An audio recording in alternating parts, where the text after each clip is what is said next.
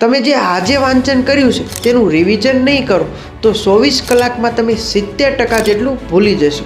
તો આજે mission board સક્સેસની video સિરીઝના day 10માં આપણે જાણીશું રિવિઝનનો ગોલ્ડન નિયમ અને તેની સાથોસાથ એ પણ જાણીશું કે રિવિઝન ક્યારે કરવું જોઈએ. મિત્રો, જો તમે કોઈ પણ માહિતીને લાંબા સમય સુધી યાદ રાખવા માંગતા હો તો રિવિઝનના ગોલ્ડન નિયમ મુજબ પહેલું રિવિઝન 24 કલાકમાં, બીજું રિવિઝન 7 દિવસમાં અને ત્રીજું રિવિઝન મિનિમમ 30 દિવસમાં કરવું ખૂબ જ જરૂરી છે.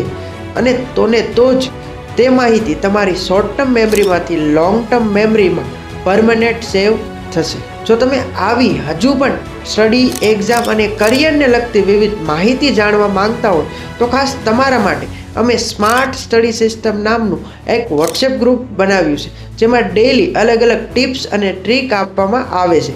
તો આજે જ આ સ્માર્ટ સ્ટડી સિસ્ટમ નામના વોટ્સએપ ગ્રુપમાં જોઈન થાઓ, જેની લિંક અમારી કોચ અંકિત જાદવ નામની યુટ્યુબ ચેનલના ડિસ્ક્રિપ્શનમાં આપેલી છે. ત્યાંથી આ ગ્રુપમાં જોઈન થઈ જવું. અને હા, યાદ રાખો કે બોર્ડ એ જિંદગી નથી, પરંતુ જિંદગીની એક નવી શરૂઆત છે.